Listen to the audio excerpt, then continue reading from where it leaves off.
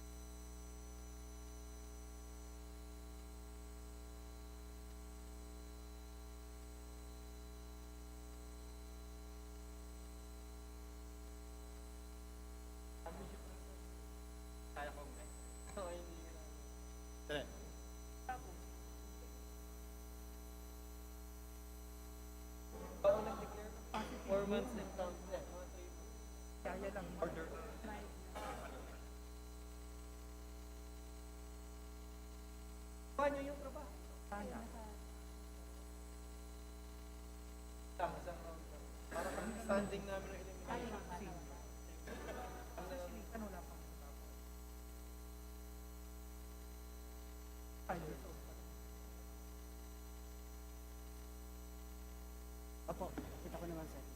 Ipili ako naman yung maganda.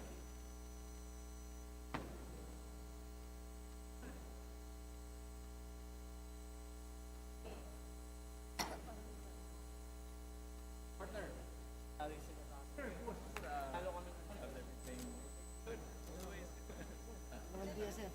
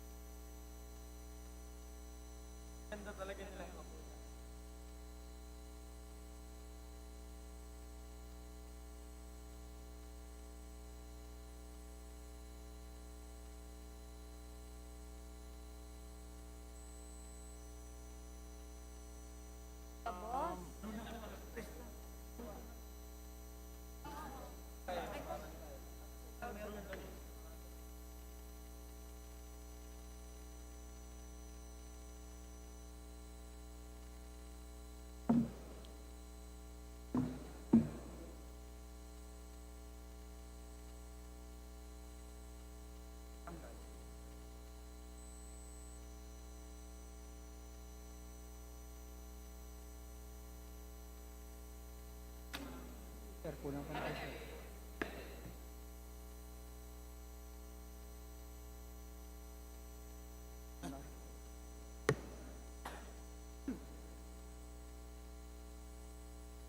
Pero ito na ba?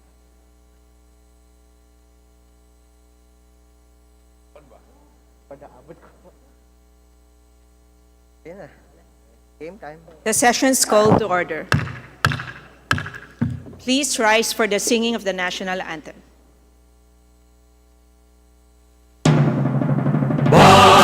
Magiliw, perlas ng silanganan, alam ng puso, sa titik mo'y buhay.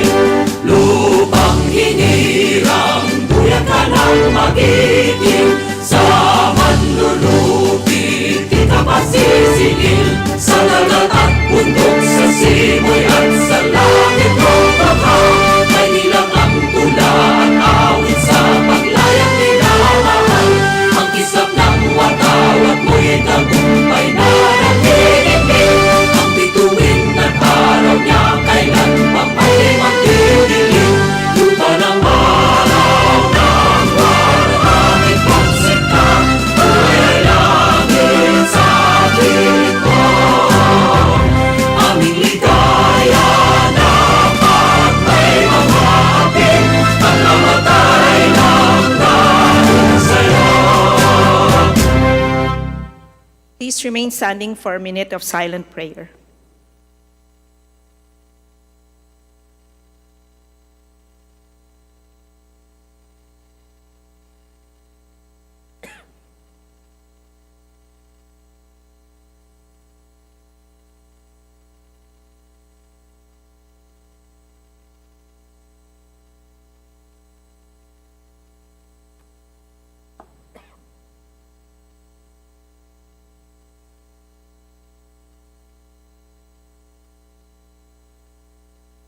Majority Leader.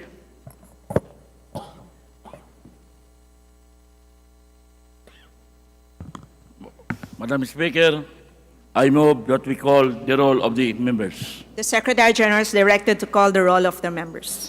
Roll call of members. Honorable Representatives. Abalos, Abante, Abunda, Acharon, Asidre, Acop, Adjong, Advincula, Garao, Alba, Albano, Almario, Almonte, Alonte, Alvarez Jose, Alvarez Mercedes, Alvarez Pantaleon, Amante, Amatong, Angara, Aquino, Aquino Magsaysay, Arbison, Arenas, Arrogancia, Asistio, Atayde, Aumentado, Balindong, Barba, Barbers, Baronda, Bersaga, Bascug, Bautista, Bautista Lim, Benitez, Bernos, Billones, Biron, Bolilla, Bondok, Bongalon, Bordado, Bosita, Briones, Brosas, Buhay, Bulot Begtang, Bustos, Cabredo, Cagas, Kahayon Uy, Calderon, Calixto, Campos, Kawagdan, Cardema, Cari, Castro Franz, Castro Jane, Celeste, Chan, Chato, Cua, Chungalao, Co Angelica Natasha, Co Elizalde, Co Pilar, Coangco Jaime, Coangco Mark, Colada, Collantes, Corvera, Cruz Ambrosio, Cruz Ricardo, Cua, Quaresma, Dagoo, Dalipe, Dalog, Dayang Hirang, Daza, De Jesus, De Venecia, Defensor, Del Mar, De Los Santos, Demoporo, Muhammad Khalid, Demoporo, City Amina, Dionisio, Domingo, Duavit, Duhali, Duterte, D. Faustino Ino, D. Faustino Michael Carlos, D. Ian Paul, Ecleo, Emmano, Enverga, Escudero, Esperas, Espina, Estrella, Lieda, Fariñas, Fernandez, Ferrer Antonio, Ferrer Juliet Marie,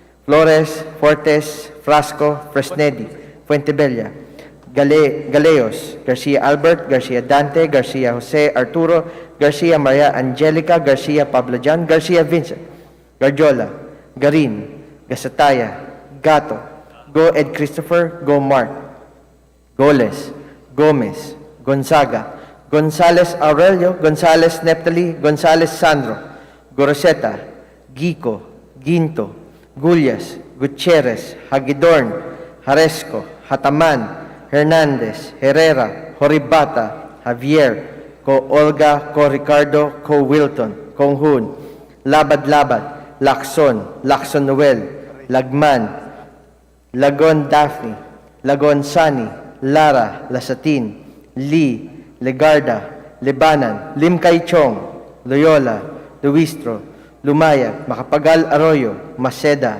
Madrona, Magsino, Malapitan, Mangawang, Manikis, Manuel, Maranyaon, Marcoleta, Marcos, Mariano Hernandez, Mariño, Marquez, Martinez, Mastura, Matibag, Matugas, Mendoza, Mercado, Mercado Revilla, Miguel, Momo, Morden, Nava, Nisay, Noel, Nograles, Juan Fidel Felipe, Nograles Margarita, Nolasco, Waminal, Olasco, Olivares, Ongchuan, Ordanes, Ortega, Juano Dizon, Padjernos, Paduano, Paglas, Palma, Panaligan, Pancho, Panotes, Pascual, Peña, Pimentel, Plaza, Pleito, Remisias Agabas, Pumaren, Puno, Kimbo, Rama, Recto, Ragancia, Remulla, Revilla Brian, Revilla, Ramon Yolo, Reyes, Rillo,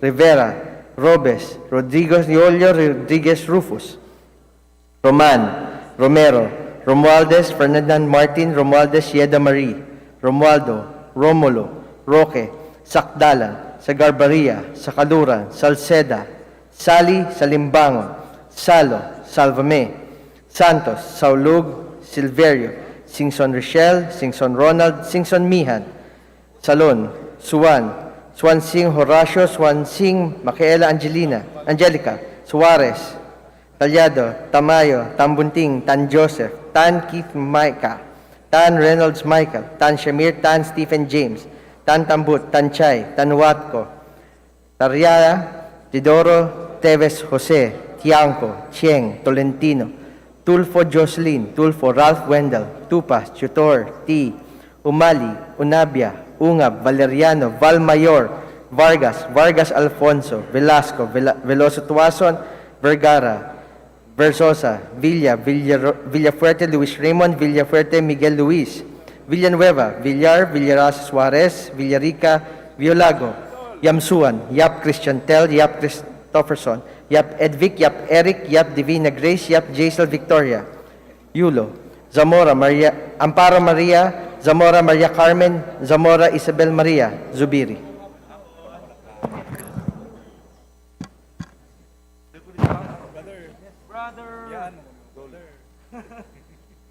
Madam Speaker, the roll call shows 310 members responded to the call. With 310 members responding to the call, the chair declares the presence of a quorum. Majority Leader. Madam Speaker, I move that we defer the approval of the journal of the previous session. Is there any objection? The chair hears none. The motion is approved. Majority Leader. Madam Speaker, I move that we now proceed with the reference of business and request that the Secretary General be directed to read the titles of bills and resolutions of first readings, as well as communications and committee reports. The Secretary General is directed to read the titles of bills and resolutions on first reading, as well as the communications and committee reports for to the appropriate committee. Reference of business, bills on first reading. House Bill 8066, reclassifying a parcel of land of the public domain in San Jose, General Santos City as alienable and disposable land open to disposition for agricultural, residential, commercial, industrial, and for other purposes, by Representative Acharon. To the Committee on Natural Resources. House Bill 8067, further strengthening the cooperative movement in the country, by Representative Espares. To the Committee on Cooperatives Development. House Bill 8068, requiring business establishments to install CCTV cameras in their place of business as a means to deter crime, by Representatives Yap Eric, Duterte, and Yap Edvic. To the Committee on Public Order and Safety. House Bill 8069, establishing early learning programs for indigent pre-kindergarten children, by Representatives Yap Eric, Duterte, and Yap Edvic. To the Committee on Basic Education and Culture. House Bill 8070, providing subsidies and other incentives for indigent public utility drivers in the payment of fees and charges for certain certificates and clearances required by the ILTO in applying for a professional driver's license, by Representatives Yap Eric, Duterte, and Yap Edvic. To the Committee on Transportation. House Bill 8071, establishing penitentiary systems in Regions 1, 2, 3, 5, 6, 8, 9, 10, 12, 13, and CAR to decongest the New Bilibid Prison and other penal farms and provinces, by Representatives Duterte, Yap Eric, and Yap Edvic. To the Committee on Justice. House Bill 8072, mandating LGUs to allocate 5% of their internal revenue allotment for the construction of school buildings, by Representative Flores. To the Committee on Local Government. House Bill 8073, extending the franchises of electric cooperatives to construct, install, establish, operate, own, manage, and maintain distribution systems for the conveyance of electric power to the end users in their respective franchise areas, by Representatives Dagoc and De Jesus. To the Committee on Legislative Franchises. House Bill 8074, creating a regional engineering office and component district engineering offices of the DPWH for the Bangsamoro Autonomous Region in Muslim Mindanao, by Representatives Adyong and Balindo. To the Committee on Public Works and Highways. House Bill 8075, institutionalizing the Philippine Ecosystem and Natural Capital Accounting System, by Representatives Villafuerte, Luis Raymond, Villafuerte, Miguel Luis, Horibata, and Yamsuan. To the Committee on Natural Resources. House Bill 8076, creating 3 branches of the RTC to be stationed in the municipalities of Catarman, Allen, and Lawang, Northern Samar, by Representative Daza. To the Committee on Justice. House Bill 8077, amending sections 22, 26, 27 of the Philippine Disaster Risk Reduction and Management Act, by Representative Ecleo. To the Committee on Disaster Resilience. House Bill 8079, prohibiting ownership by electricity distribution utilities and electricity generating companies and retail electricity suppliers, by Representatives Castro, Franz, Broses, and Manuel. To the Committee on Energy. Resolutions. House Resolution 969, urging the Office of Civil Defense to streamline and further rationalize the system for the management of the National Disaster Risk Reduction and Management Fund by updating the revised guidelines on the administration of the same, by Representative Ecleo. To the Committee on Disaster Resilience. House Resolution 970, expressing recognition and congratulations to Filipino athlete Chanry Ubas for winning the gold medal in the men's long jump in the 32nd Southeast Asian Games held on May 5 to 17, 2023 in Cambodia, by Representative Rodriguez Rufus. To the Committee on Youth and Sports Development. House Resolution 971, directing the House through its Committee on Energy to investigate the issuance of red and yellow alerts by the NGCP for the Luzon and Visayas grids due to forced outages of 5 electric power plants and the derated capacity of 3 others, by Representatives Castro, Franz, Brosas, and Manuel. To the Committee on Rules. House Resolution 972, directing the Committee on Agriculture and Food to conduct an investigation on the effectiveness of the use of chemical fertilizers in rice production, by Representatives Villafuerte, Luis Raymond, Yamsuan, Fernandez, and Garcia Albert. To the Committee on Rules.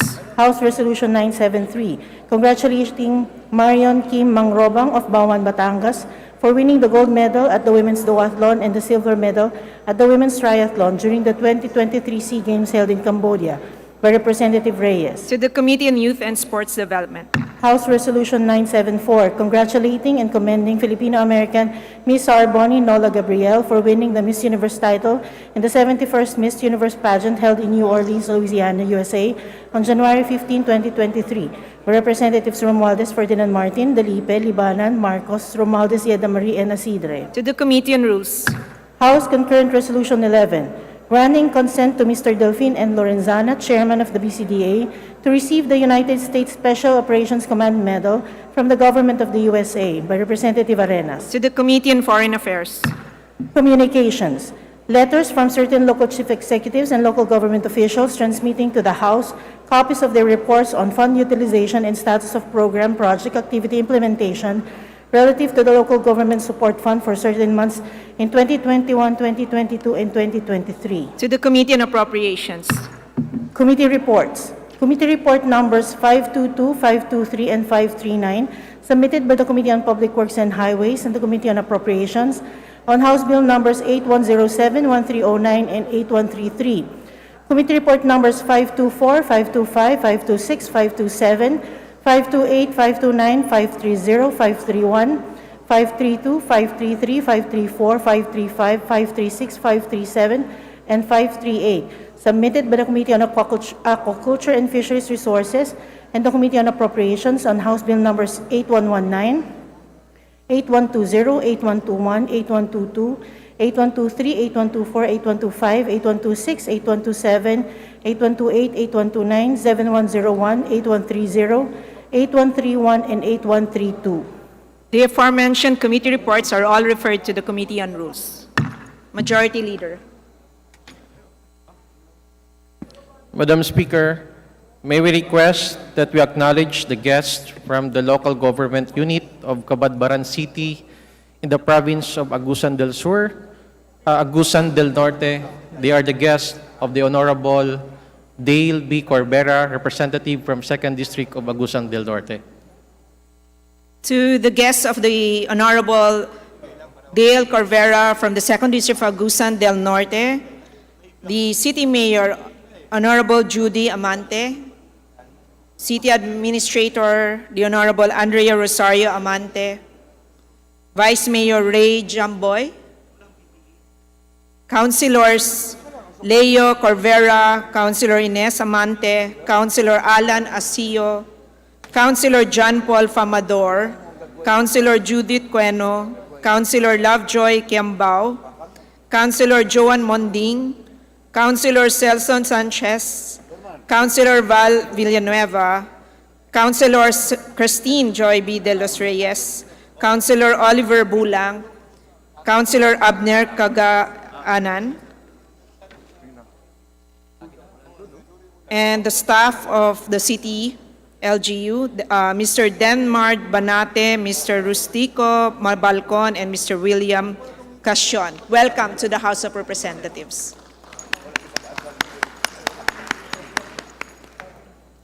Majority Leader.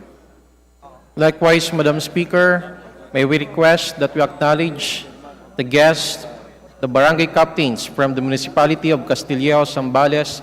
They are the guests of the Honorable Jefferson F. Conghun from the 1st District of Zambales, namely Eddie Gutierrez, Jobito M. Pascual, Quirino Adolfo, Rubian S. Dayap, Ramon Valdez, Danilo Lopez, Marcos Alfonso, Yam Dadural, Ronaldo Bukirin, Rafael Tugade, Susan Soria, Roel Esteban, Zaldi Espiritu, and Dennis Mapalo. To the guests of our Assistant Majority Leader Jefferson Conghun from the 1st District of Zambales, the 14 barangay captains from the municipality of Castillejo, Zambales, welcome to the House of Representatives. Majority Leader. Madam Speaker, may I respectfully request that we recognize the members of the Barangay Federation of Naga City Committee on Environment who are the guests of the Honorable Raul Angelo Gil D. Bongalon and the Honorable Elizalde S. Co, both representatives of Ako Bicol Party List. And may I specifically mention the names of their guests. The Honorable Jose Napay, the Honorable Patricia Colasito,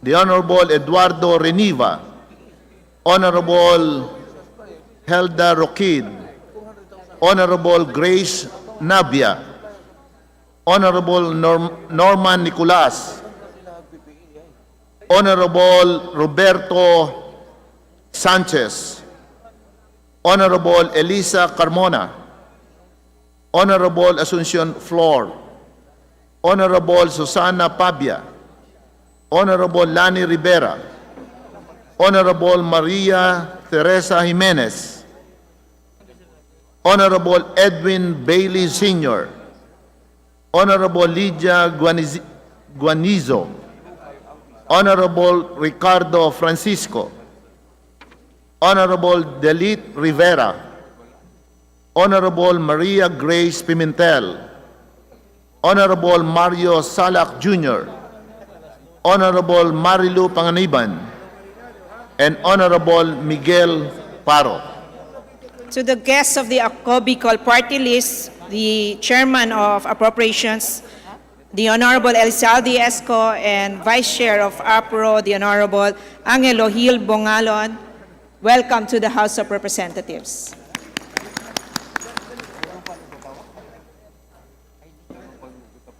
Majority Leader.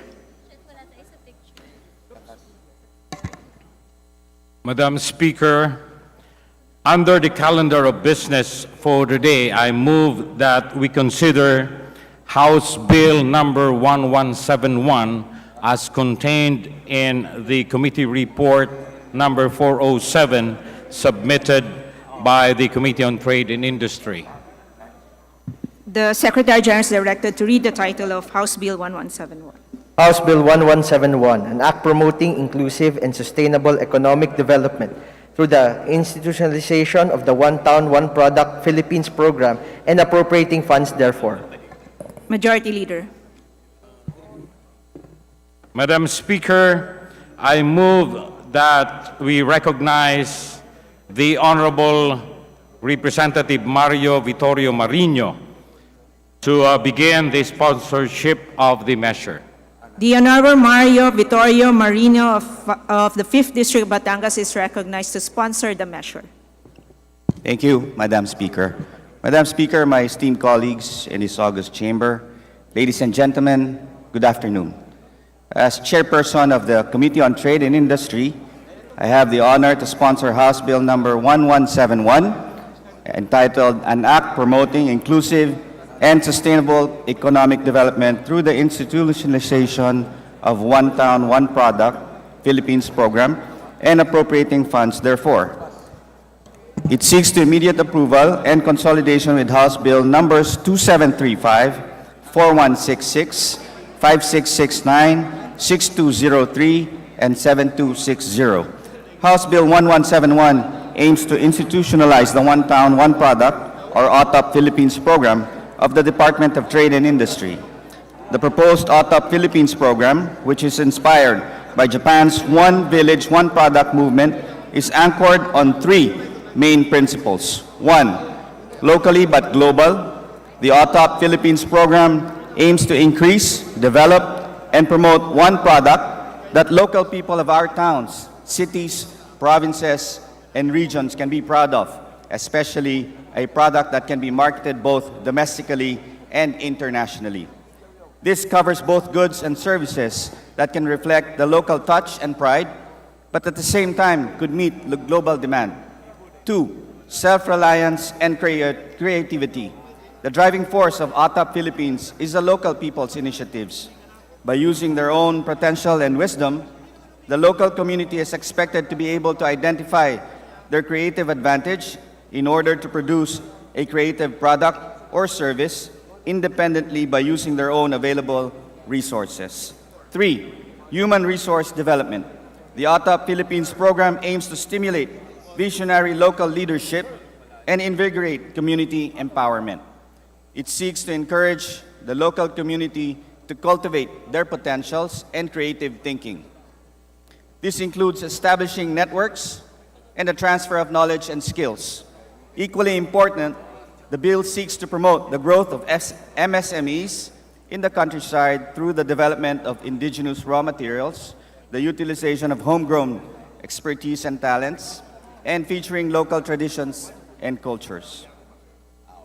House Bill number 1711 aims to provide a comprehensive package of assistance for MSME OTOP beneficiaries to develop new, innovative, and more complex merchandise and services, with significant improvements in the areas of quality, product development, design, packaging, standards compliance, marketability, production capability, and brand development.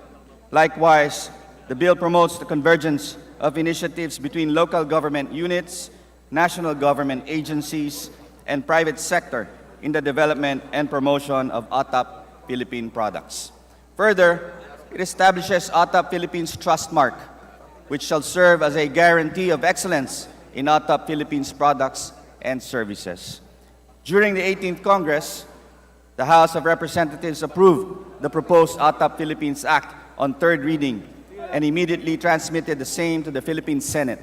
Unfortunately, The Philippine Senate failed to act on the same before the closure of the previous Congress. This, however, did not discourage the Committee on Trade and Industry of the House of Representatives, but it only strengthened its resolve to prioritize the enactment of the refiled OTAP Philippines Act under the present Congress. Madam Speaker, MSMEs are indeed the backbone of the Philippine economy.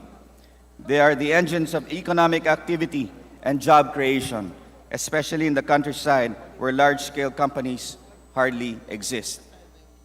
The 2021 list of establishments surveyed by the Philippine Statistics Authority recorded a total of 1,080,810 business enterprise operating in the country. Of these, 1,076,279 establishments, or 99.58%, are MSMEs. Micro enterprises constitute 90.54% of total establishments, followed by small enterprises at 8.63% and medium enterprises at 0.41%. Together, our MSMEs generated a total of 5,461,731 jobs, or 64.67% of the country's total employment. Moreover, our MSMEs account for 25% of the country's total exports revenue. As the lifeblood of our economy, it is high time that we empower our MSMEs to make them resilient and sustainable by supporting them financially in terms of capacity building. By providing more assistance to rural communities in achieving competitive and innovation-driven local economies, the proposed OTAP Philippines Act has potential to become a powerful program to invigorate our MSMEs and help them rise from the COVID pandemic. It is imperative, therefore, that we in Congress support the development and viability of grassroots enterprises through the institutionalization of the OTAP Philippines program, if only to ensure that the poor and marginalized members of our society, particularly those in the countryside, benefit from the economic recovery and growth. Moreover, the OTAP Philippines Act will help unleash and harness the entrepreneurship mindset that is needed to move the Philippines forward and become competitive in positioning its niche for the global market penetration. Madam Speaker, in view of the foregoing, the immediate passage of House Bill number 1711 by the House of Representatives is earnestly sought. Thank you, Madam Speaker. Majority Leader.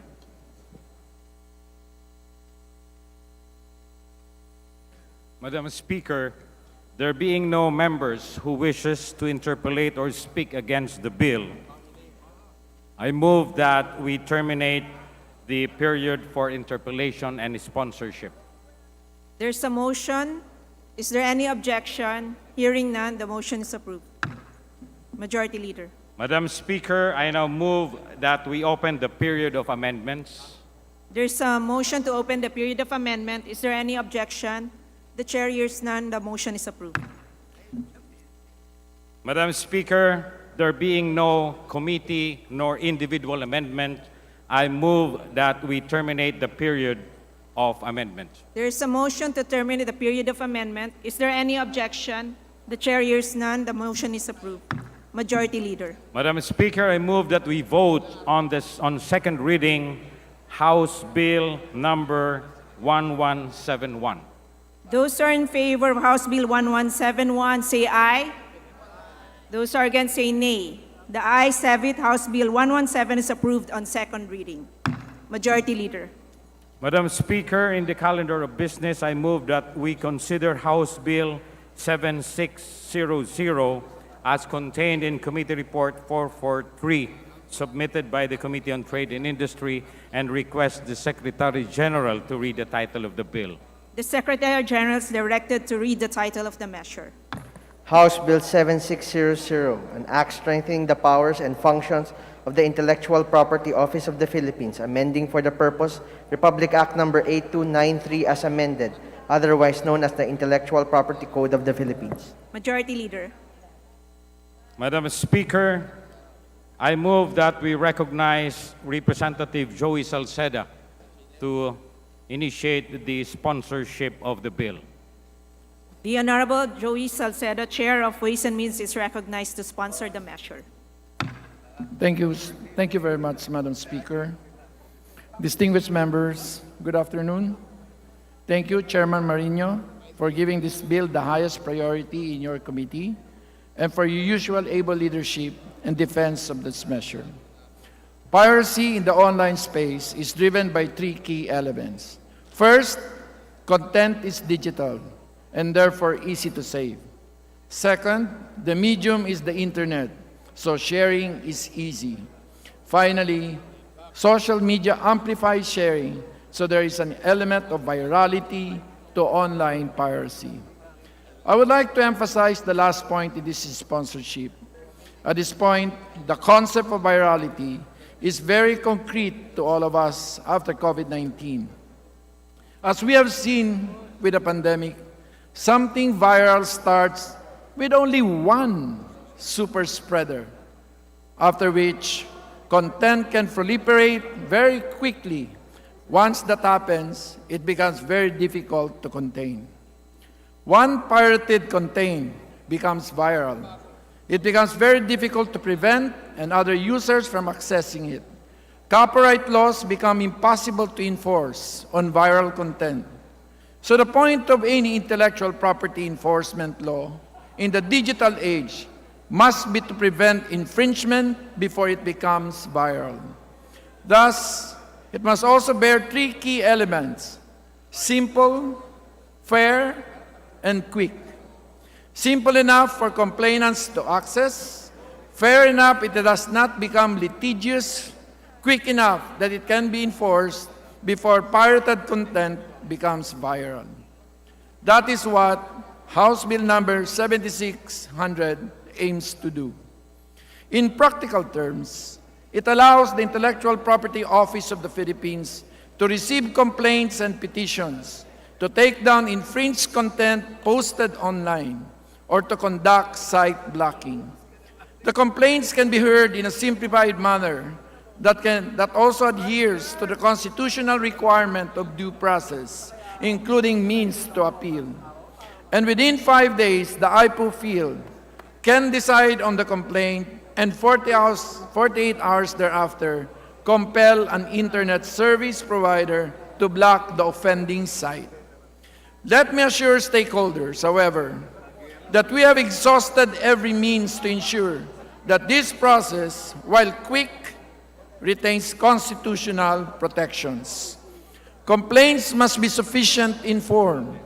There must be due notice about the complaint and of the conduct of the hearings. Therefore, there must be due notice of the final judgment, and there's an appeals mechanism in case the affected site. Allow me to reiterate the requirements of due process. Due process is satisfied if the following conditions are present. 1, there must be a court or tribunal clothed with judicial power to hear and determine the matter before it. 2, jurisdiction must be lawfully acquired over the person of the defendant or over the property which is the subject of the proceeding. 3, the defendant must be given an opportunity to be heard. And 4, judgment must be rendered upon lawful hearing, and these conditions are fully met by House Bill 7600. At the same time, I would like to emphasize that the cost of online piracy to our country. The creative industries already account for 7.6% of GDP, with digital content creation contributing already as much as 0.46% to our economy. It will continue to grow, but so will the cost of online piracy, already estimated to cost between 0.12% of GDP, or more than 1/4 the size of the total digital sector, which is almost 2.24 trillion. Without enforcement and without our preemptive strike against online piracy, piracy will kill the sector in its infancy. I urge the House to prevent the postpartum economic abortion of creative industries and allow the very highly potent sector to flourish, mature, and create jobs and grow the economy. It was a juggernaut for the Korean economy, whose creative sector prospered amid the pandemic. Without face-to-face concerts, it prospered simply because it boomed in the digital space. Korea has some of the world's strictest online piracy laws. Good laws lead to good results. I hope this body approves without delay a measure Chairman Marino and I believe will be a good law. What you cannot defend, you cannot own. And you will not create if you cannot own it. As simple as that, Madam Speaker.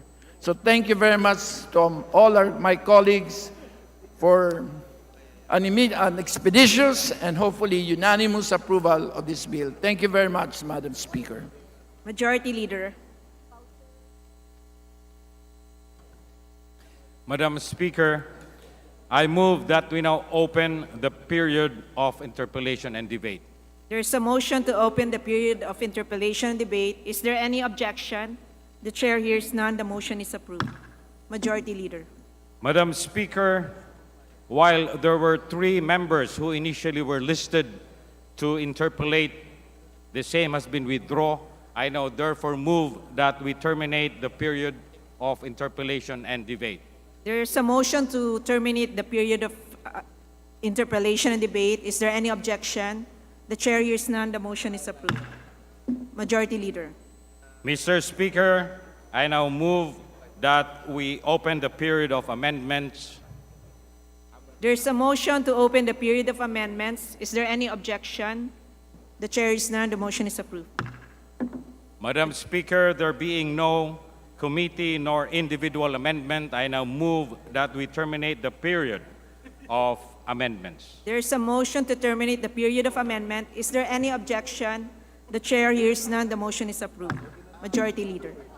Madam Speaker, I now move that we vote on second reading House Bill 7600. Those who are in favor of House Bill 7600 say aye. Those who are against say nay. The ayes have it. House Bill 7600 is now approved on second reading. Thank you, Majority Leader. Congratulations. Thank you, Madam Speaker. Majority Leader.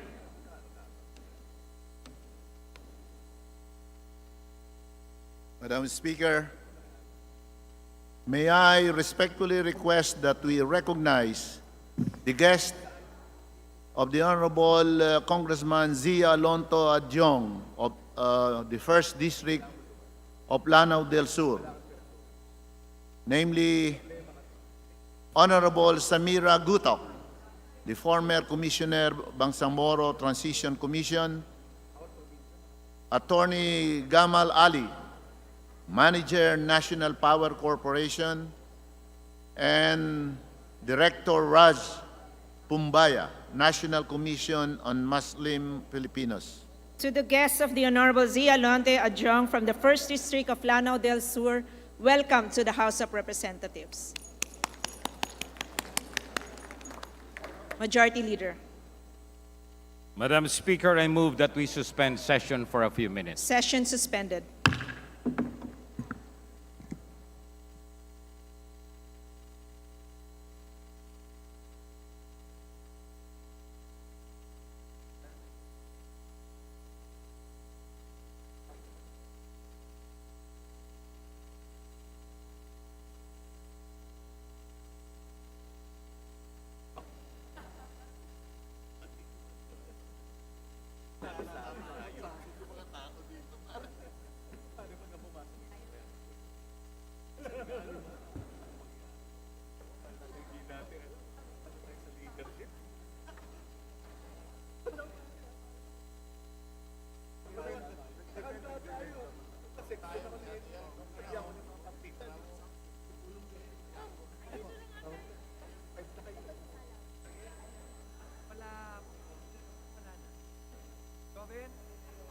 Joven?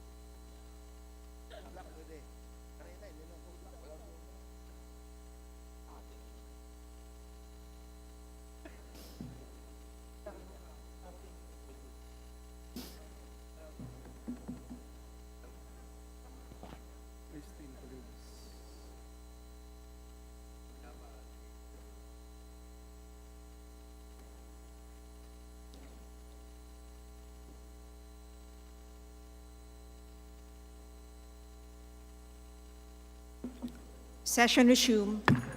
Majority Leader. Madam Speaker, I respectfully move that we now consider House Bill number 8078 as contained in Committee Report number 520, an act providing for a 30-year national infrastructure program. The Secretary just directed to read the title of the measure. House Bill number 8078, an act providing for a 30-year national infrastructure program. Majority Leader. Madam Speaker, I respectfully move that we open the period of sponsorship and debate.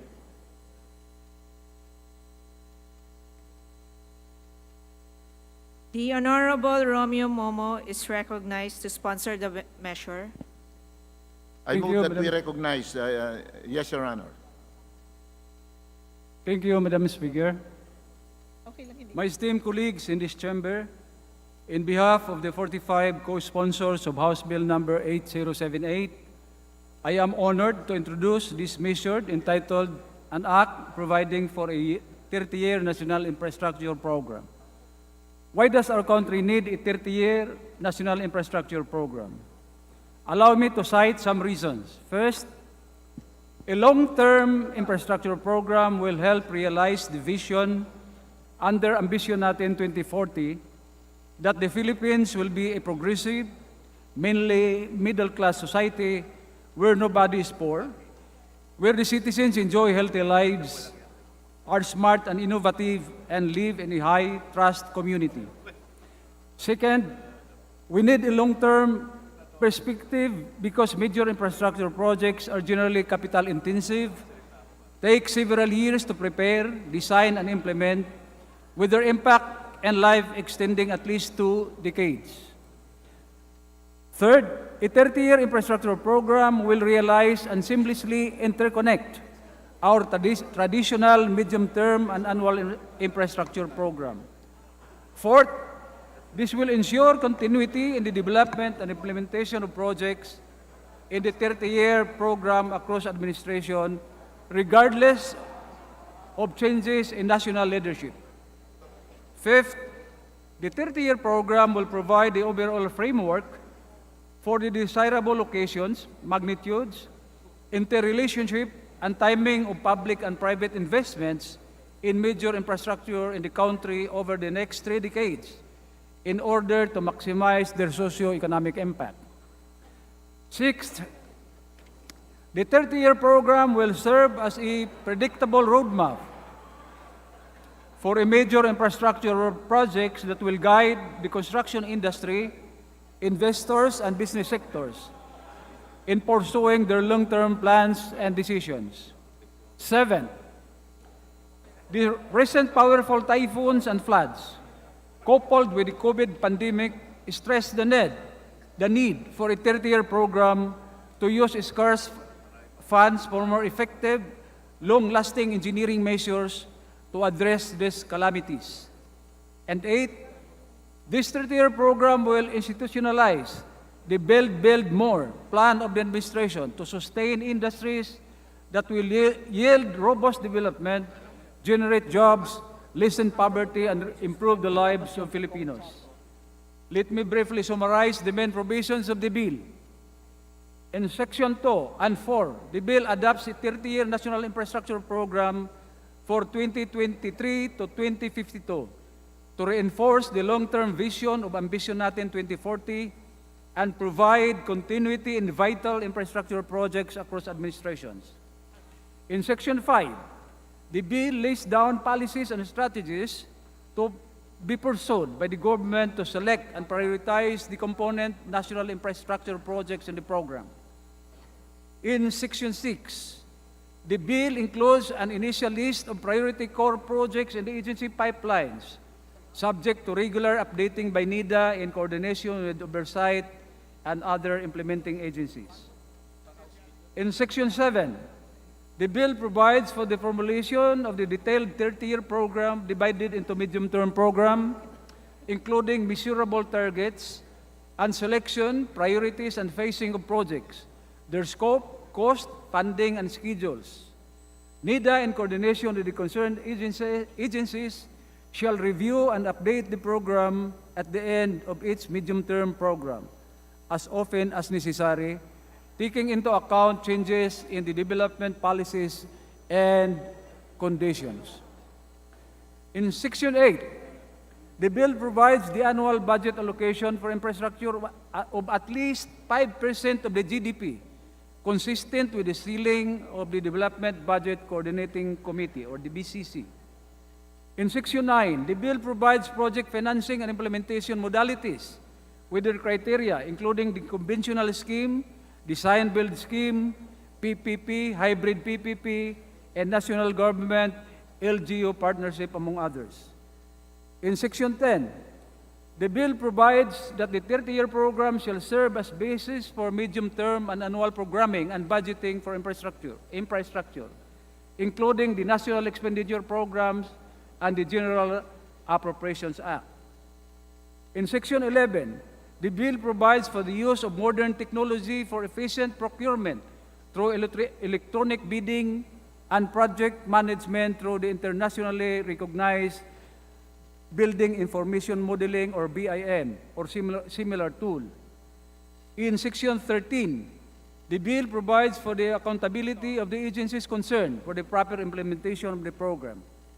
Because of the long-run benefits of this bill to our nation and Filipino people, I earnestly enjoin my dear colleagues to immediately pass this measure with clear vision towards development. The time to act is now. Maraming salamat po. Majority Leader. Madam Speaker, I move that we suspend consideration of House Bill number 8078. There is a motion. Is there any objection? The chair hears none. The motion is approved. Majority Leader. Madam Speaker, I move that we suspend session for a few minutes. Session suspended.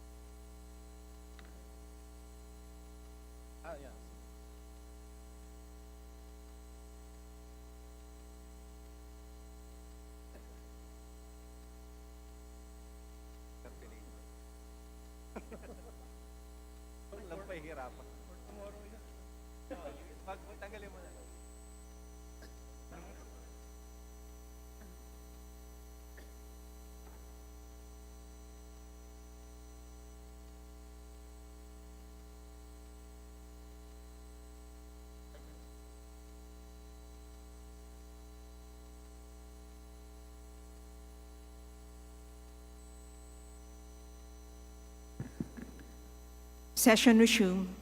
Majority Leader. Madam Speaker, under the calendar of business for the day, I move that we consider House Bill number 7767 as contained in Committee Report number 478, and for this purpose, may I request that the Secretary General be instructed to read the title of the bill. The Secretary General is directed to read the title of the measure. House Bill number 7767, an act adopting integrated coastal management as a national strategy for the holistic and sustainable management of coastal and related ecosystems and the resources therein from ridge to reef, establishing the National Coastal Greenbelt Action Plan, other supporting mechanisms for implementation, and providing funds therefore. Majority Leader. Madam Speaker, I move that we open the period of sponsorship and debate. There's a motion. The chair hears no objection. The motion is approved. Majority Leader. Madam Speaker, I move that we recognize Representative Edgar Chato of the 1st District of Bohol to deliver his sponsorship speech. The Honorable Edgar Chato from the 1st District of Bohol is recognized to sponsor the measure. Madam Speaker and my esteemed colleagues in this august chamber, as chairman of the Committee on Climate Change, I am honored to sponsor House Bill 7767 under Committee Report 478 entitled An Act Adopting Integrated Coastal Management as a National Strategy for the Holistic and Sustainable Management of Coastal and Related Ecosystems and resources therein from ridge to reef, establishing the National Coastal Greenbelt Action Plan, other supporting mechanisms for implementation, and providing funds therefor. The Integrated Coastal Management, or ICM Bill, is a priority measure under the Philippine Development Plan 2023 to 2028, drafted by NEDA, just as it was a priority under the Philippine Development Plan of the previous administration. It seeks to mandate the adoption of a multi-stakeholder and ridge-to-reef approach in regulating different human activities, an approach which recognizes the interconnectivity of ecosystems from the uplands up to the coastal and marine areas of our country, and thus addresses the coastal degradation and loss of biodiversity.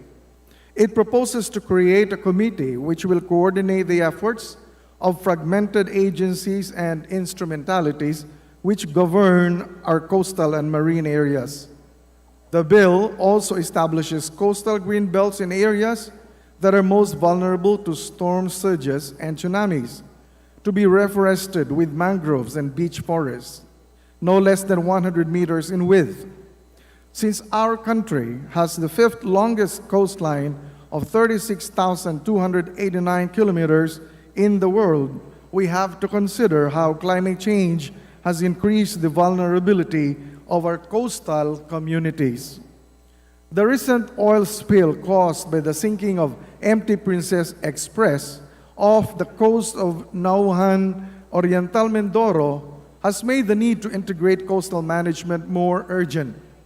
The oil slick has contaminated the waters and beaches of 8 coastal towns in Oriental Mindoro and has reached as far as northern Palawan.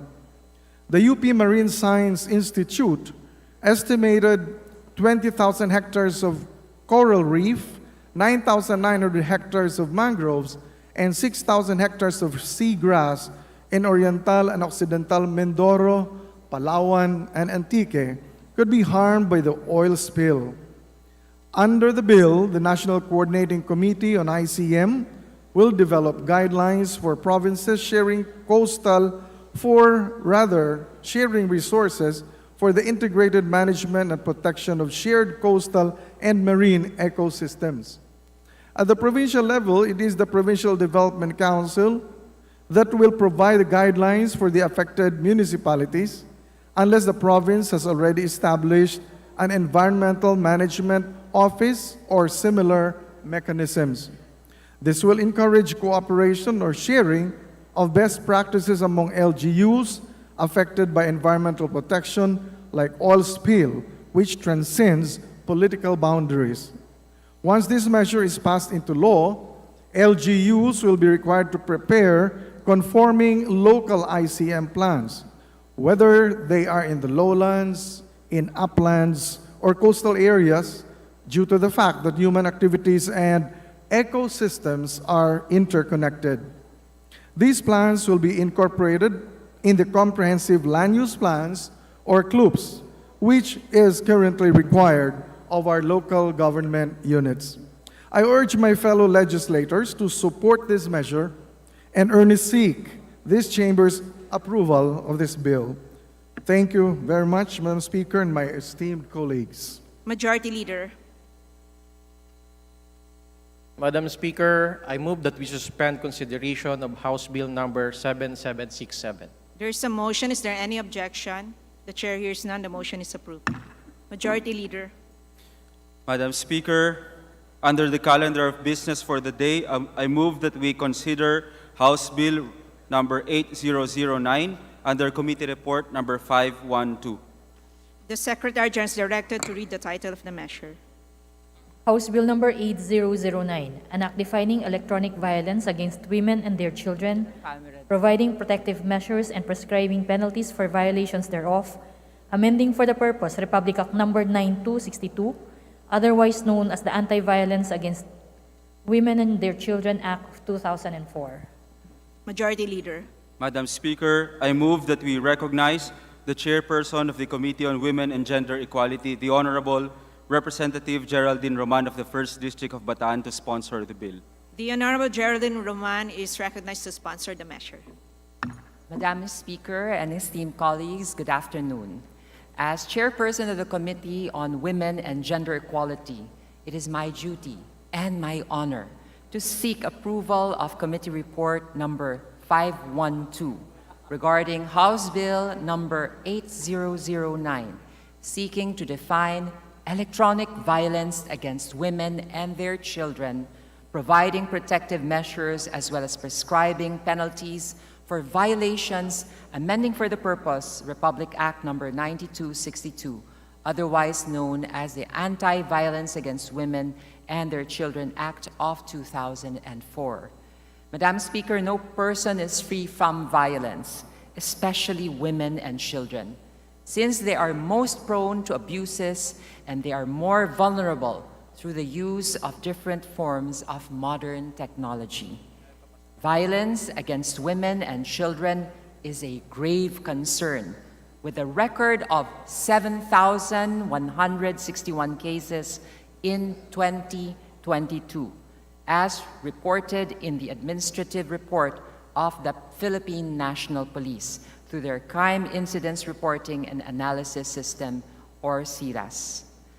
Republic Act number 9262, or the Anti-VAUC law, seeks to address the prevalence of VAUC by their intimate partners, like their husbands or ex-husbands, live-in partners or former live-in partners, boyfriends, girlfriends, or ex-boyfriends and ex-girlfriends, dating partners or former dating partners. During the height of the COVID-19 pandemic, VAUC was rampant, especially during lockdown, which made women and children more vulnerable to abuse since some of their perpetrators stay with them in the same household. Likewise, online sexual abuse cases were also widespread, and VAUC evolved into several forms with the use of information and communications technology and social media, employing the internet facility as platform. Madam Speaker, this bill on expanding the anti-VAUC law would be more responsive to the present times, and this will give added protection to women and children from all forms of violence, including electronic violence, as defined in this measure.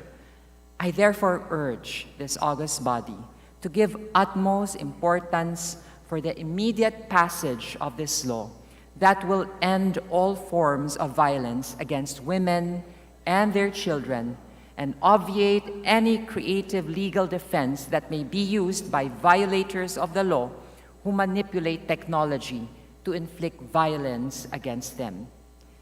It is our knowledge that in this growing technology-dependent society, it is our beholden duty to also update our laws in order to address the fast-changing realities and means of commission of crimes.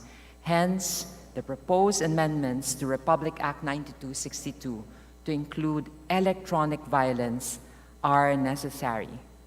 Madam Speaker, during the 16th, 17th, and 18th Congresses, this bill has already been exhaustively deliberated upon, passed by the House, and transmitted to the Senate for concurrence. So it is my hope that your support for the immediate approval of this committee report on House Bill 8655 in substitution of House Bills number 1471, 2592, 2664, 2850, 5153, and 7534, entitled An Act Defining Electronic Violence Against Women and Their Children and Providing Protective Measures and Prescribing Penalties for Violations thereof, amending for the purposes Republic Act 9262, otherwise known as the Anti-VAUC Act of 2004, be given wholeheartedly by this body. Let us make the difference in the 19th Congress, and I'm counting on your support. Maraming salamat po. Thank you. Majority Leader. Madam Speaker, I move that we recognize the co-author of the House Bill number 8009, the Honorable Arlene Brosas of Gabriela Party List to deliver her sponsorship speech. The Honorable Arlene Brosas is recognized for her mention. Thank you, Madam Speaker. Madam Speaker, this is a sponsorship speech for House Bill 8009, an act defining electronic violence against women and their children, providing protective measures and prescribing penalties for violations thereof, amending for the purpose Republic Act Number 9262, otherwise known as the Anti-Violence Against Women and their Children Act of 2004. Madam Speaker, good afternoon. This representation cannot stress enough the importance of a legislation that seeks to amend Republic Act 9262 or the Anti-Violence Against Women and Children of 2004, amid the many cases of violence perpetrated against women today. Ilang taon nang nakalipas mula nang maipasa ang RA 9262. Ngunit ngayon ay araw-araw tayong nakakakita ng matitinding forma ng karahasan sa kababaihan at bata. Today, we are able to connect, share important information, speak out, and raise awareness about human rights violations because of the advancement of technology. However, it has also provided fertile ground for violence against women and children to an alarming extent, with little to no accountability. This is why Gabriela Women's Party filed House Bill 403, or Expanded Anti-Violence Against Women and Their Children Act, which seeks to define electronic violence against women and their children and provide protective measures.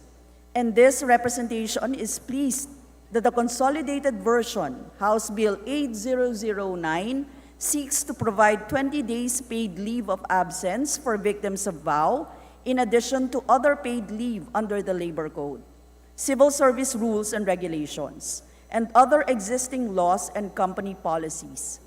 Malaking bagay ito upang mapangalagaan ang kapakanan ng mga biktima na siyang dumaan sa matinding trauma na siyang nakakaapekto sa kanyang araw-araw na gawain. Our services team in Gabriela Women's Party has received an alarming number of cases of intimate partner violence perpetrated using social media, SMS text, and other technology on a daily basis. Furthermore, outdated laws and technology make it impossible to hold the perpetrator accountable under the current Republic Act 9262 or the Anti-Violence Against Women and Children Act. Hindi lamang pasa at sugat ang inaabot ng kababaihang inaabuso. Ang pinakamasakit sa lahat ng forma ng abuso ay ang hindi nakikita sa katawan, at ito ay ang trauma na siyang nagiiwan ng permanenteng marka sa buhay ng mga biktima. This is why we, Gabriela Women's Party, have always been firm in our stand that the amendments to the RA 9262 must be amended with respect to the fact that an overwhelming number of women who became victims of different forms of violence never received justice. While the House Bill 8009 has already introduced important amendments, there is still a lot to be done. Last February, the Supreme Court ruled the anti-VAUSI law can be used against women who have allegedly committed abuse against their own children, disregarding the fact that such decision can set a dangerous precedent for women victims who are already being deprived of justice under the current law. Ang mga batas na naglalayong proteksyonan ang kababaihan ay hindi kailanman dapat ginagamit laban sa kanila. Kaya, Madam Speaker, my fellow colleagues, there should be no space for violence against women and girls in our society. This representation urges fellow lawmakers to immediately pass this bill and join the call for more protection for women and children under the law. Maraming salamat, Madam Speaker. Majority Leader. Madam Speaker, I move that we open the period of interpellation. There's a motion to open the period of interpellation. Is there any objection? The chair hears none. The motion is approved. Majority Leader. Madam Speaker, there being no member who wishes to introduce committee nor individual amendment, I move that we close the period of amendment. There's a motion to close the period of amendment. Period of interpellation. The period of interpellation. Is there any objection? The chair hears none. The motion is approved. Majority Leader. Madam Speaker, I move that we open the period of amendment. There's a motion to open the period of amendment. Is there any objection? The chair hears none. The motion is approved. Majority Leader. Madam Speaker, there being no member who wishes to introduce committee or individual amendment, I move that we close the period of amendment. There's a motion to close the period of amendment. Is there any objection? The chair hears none. The motion is approved. Majority Leader. Madam Speaker, I move that we vote on second reading House Bill number 8009. Those who are in favor of House Bill 8009, say aye. Those who are against, say nay. The ayes have it. House Bill 8009 is approved on second reading. Majority Leader.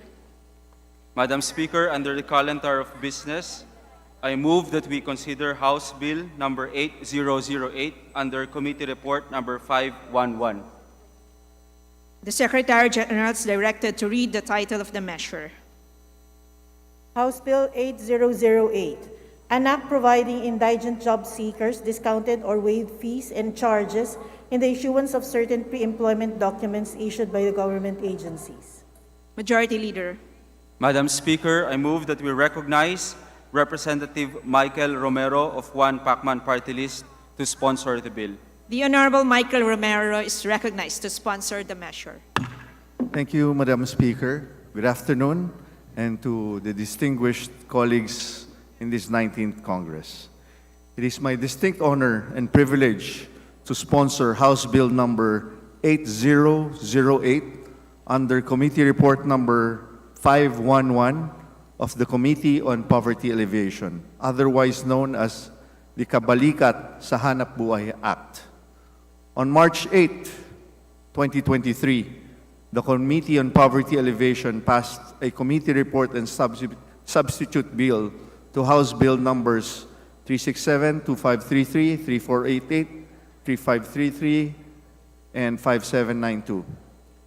These measures seek to help the unemployed indigent job seekers by providing discount to fees and charges in the issuance of certain pre-employment documents, to name a few: barangay clearances, PNP clearances, NBI clearances, issued by government agencies. Please note that the identified government departments and agencies to be affected by this policy manifested all their support by agreeing to grant the said 20% discount to reduce the cost of securing pre-employment documents for indigent job seekers. Therefore, this proposed policy does not require any budget for its effective implementation. If we are able to shepherd the passage of this bill, we would expect a higher propensity of seeking jobs among the poor and unemployed individuals of our society. Consistent with the advice to teach them how to fish, we increase the number of productive citizens who can actively participate in nation building rather than remain recipient of government assistances. For this reason, Madam Speaker, I implore the aid of my distinguished colleagues for the swift passage of this measure. Thank you very much, Madam Speaker. Majority Leader. Madam Speaker, I move that we open the period of interpellation. There's a motion to open the period of interpellation. Is there any objection? The chair hears none. The motion is approved. Majority Leader. Madam Speaker, there being no member who wishes to interpellate, I move that we close the period of interpellation. There's a motion to close the period of interpellation. Is there any objection? The chair hears none. The motion is approved. Majority Leader. Madam Speaker, I move that we open the period of amendment. There's a motion to open the period of amendment. Is there any objection? The chair hears none. The motion is approved. Majority Leader. Madam Speaker, there being no member who wishes to introduce committee nor individual amendment, I move that we close the period of amendment. There's a motion to close the period of amendment. Is there any objection? The chair hears none. The motion is approved. Majority Leader. Madam Speaker, I move that we vote on second reading House Bill number 8008. Those who are in favor of House Bill 8008 say aye. Those who are against say nay. The ayes have it. House Bill 8008 is approved on second reading. Congratulations. Majority Leader. Madam Speaker, I move that we suspend session for a few minutes. Session suspended.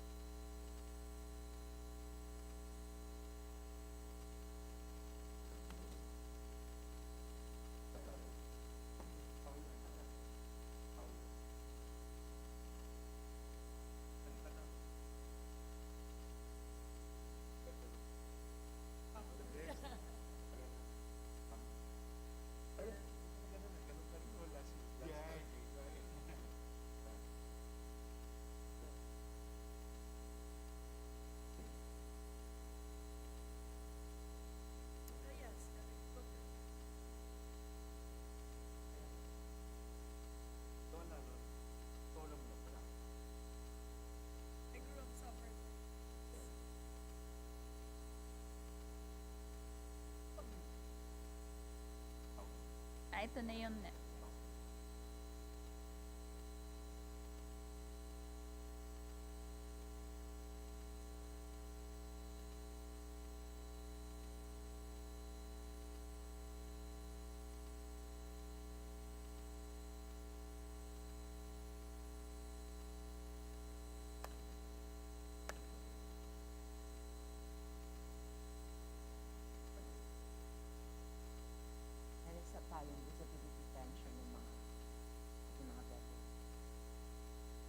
Congrats.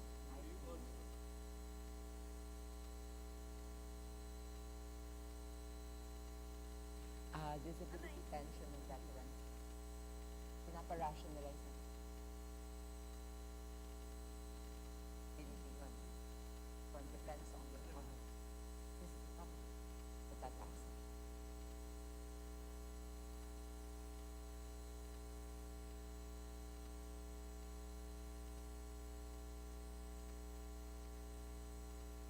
Wala talaga ako.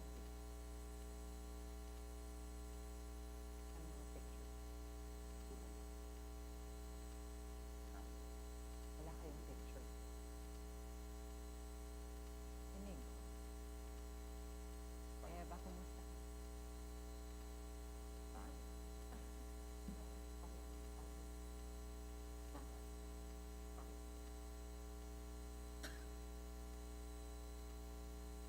Oh, well mentioned.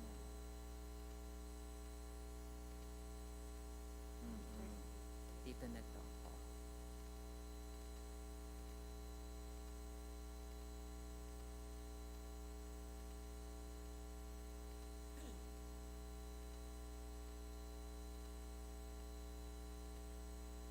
Naguluhan na ako sa...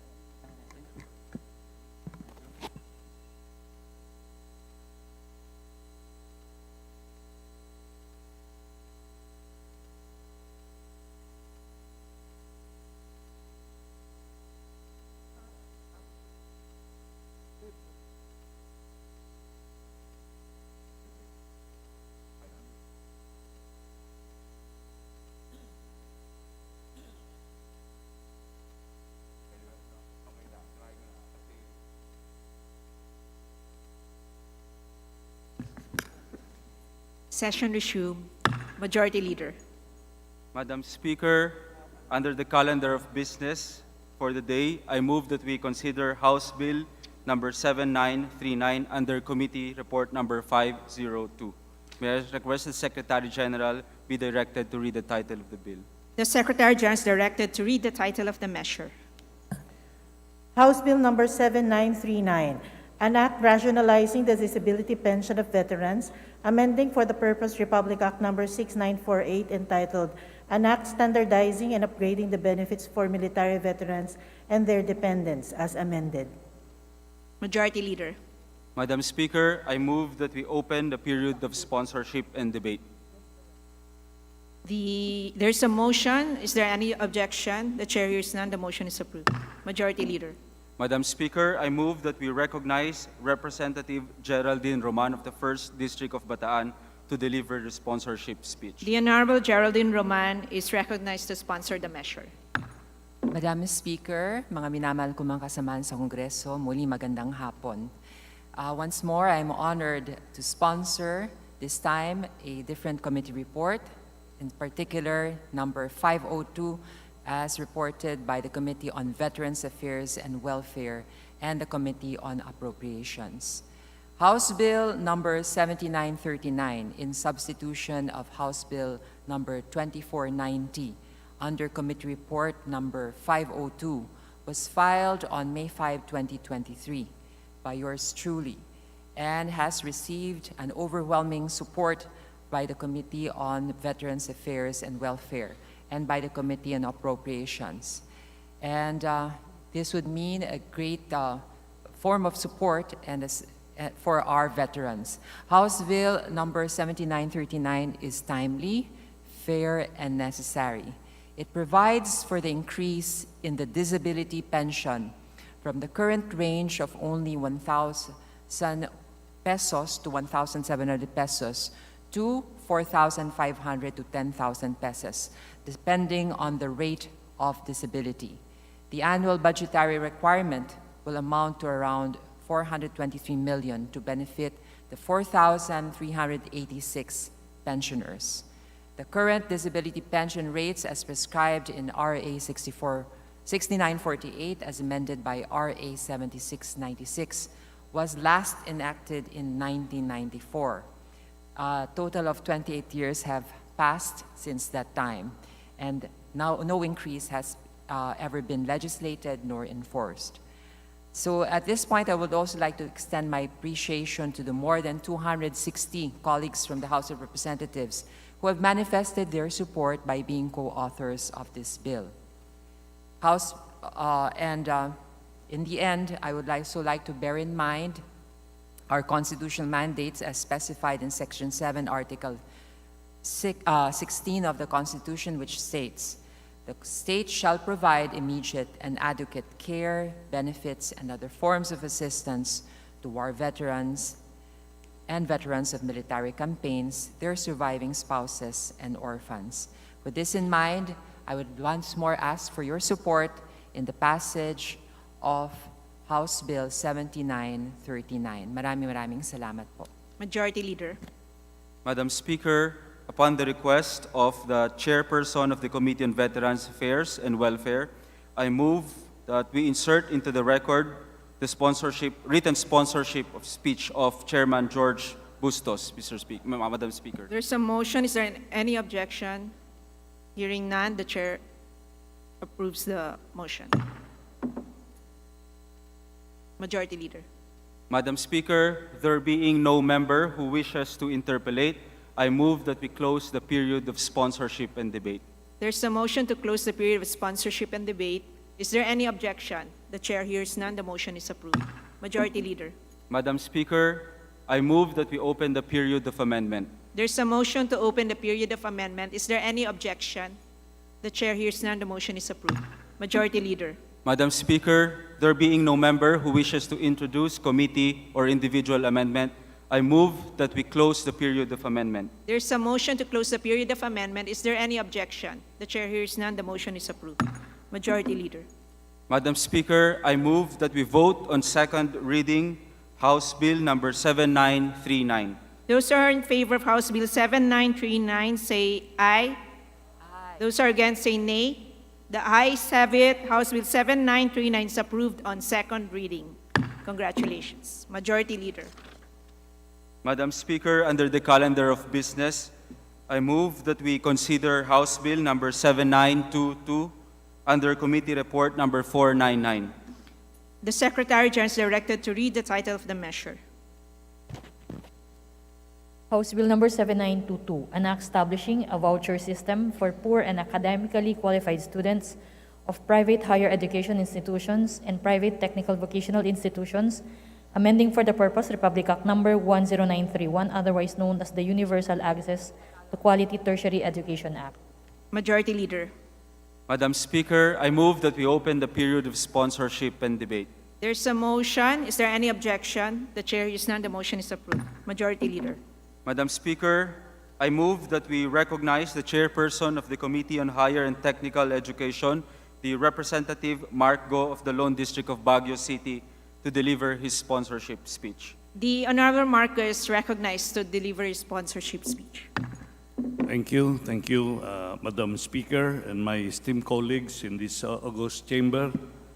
As Chair of the Committee on Higher and Technical Education, I am honored to sponsor House Bill 7922 under Committee Report 499, which is an act establishing a voucher system for poor and academically qualified students of private higher educational institutions and private technical vocational institutions, amending for the purpose Republic Act 10931, otherwise known as the Universal Access to Quality Tertiary Education.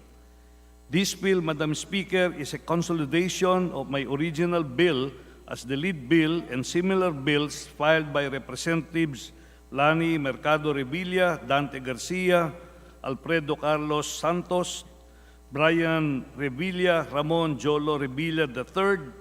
So far, to date, it has more than 130 authors and co-authors. As the title states, Madam Speaker, this measure expands the coverage of the Tertiary Education Subsidy or TES in Republic Act number 10931 or the Universal Access to Quality Tertiary Education. Madam Speaker, while Republic Act 10931 is a landmark piece of legislation, it cannot be denied that it has also some limitations. For example, there is the limited number of public higher education institutions or HCIs which can cater to poor higher education students. As of December 2020, there are 242 public HCIs, including state universities and colleges or SUCs, local universities and colleges, and other HCIs.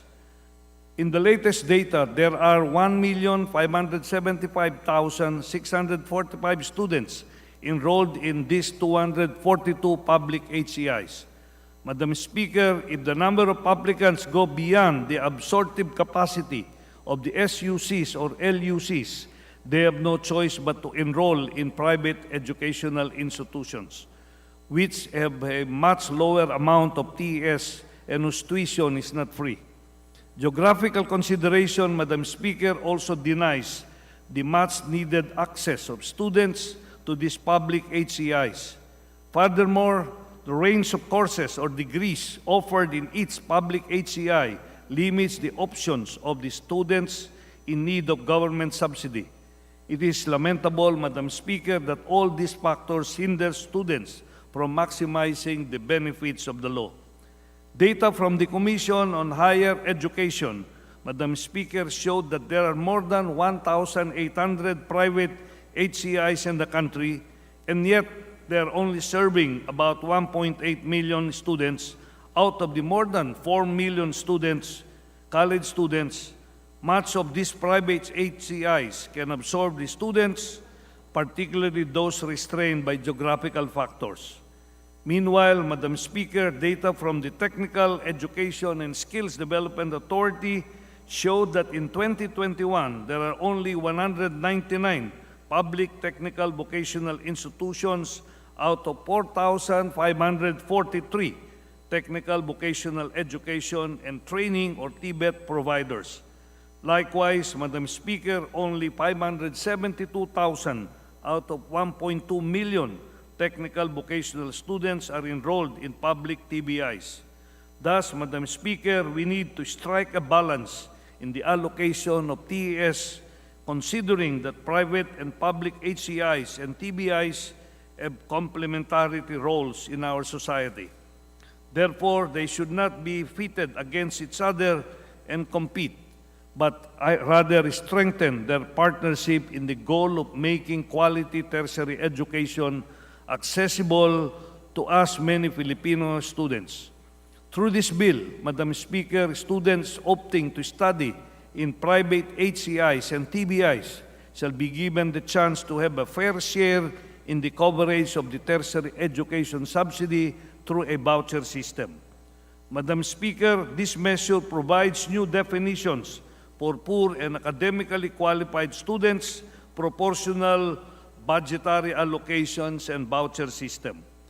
This measure creates a proportional budgetary allocation in the form of a portable voucher system for poor and academically qualified students who opt to study in private HCIs and private TBIs in cities and municipalities where there are existing SUCs, LUCs, and public TBIs.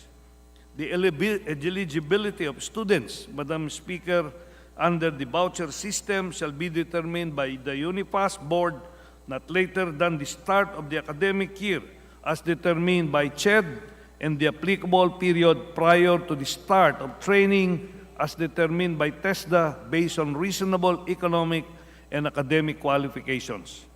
Students of private HCIs and private TBIs, Madam Speaker, who are test grantees can no longer qualify for the voucher system.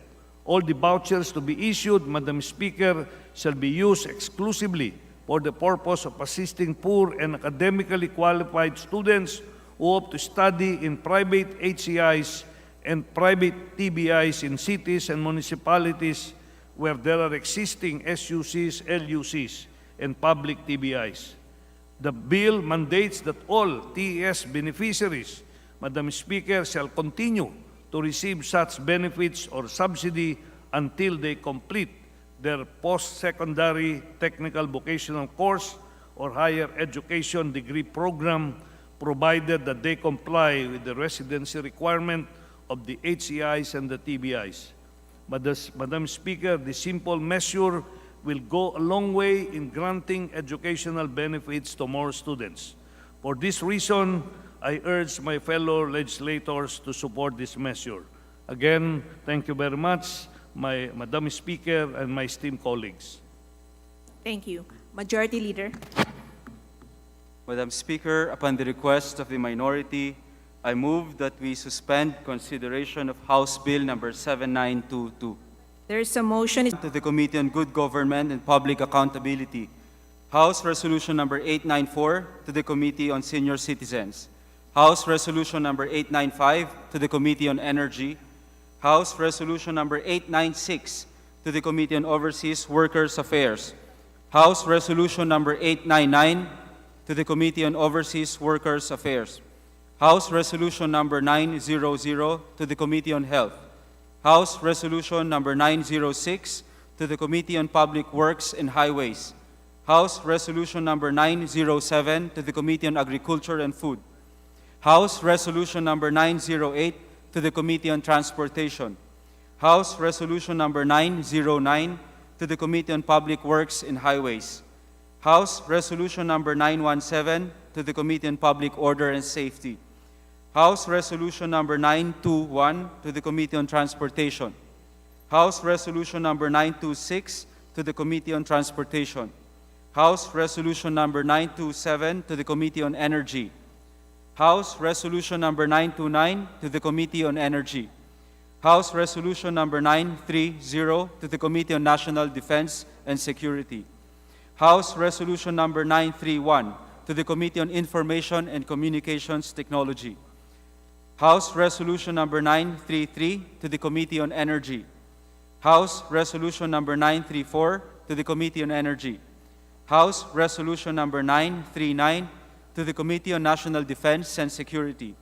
House Resolution Number 940 to the Committee on Basic Education and Culture. House Resolution Number 942 to the Committee on Agriculture and Food.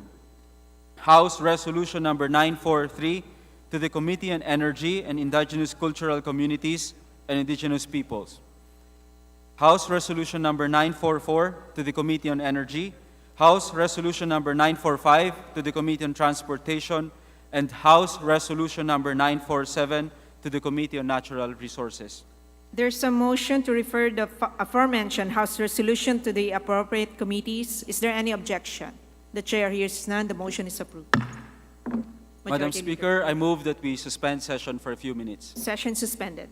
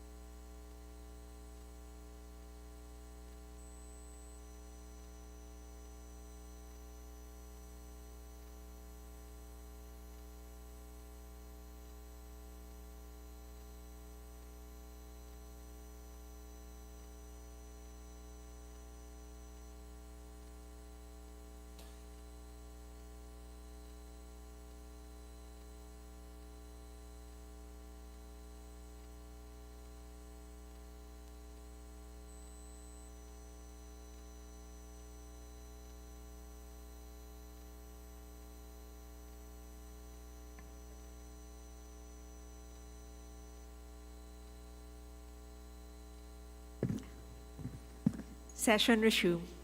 Majority Leader. Madam Speaker, there being no other matter to discuss for the day, I move that we adjourn session until tomorrow, May 17 at 3 o'clock in the afternoon. Session adjourned until tomorrow, May 17 at 3 p.m.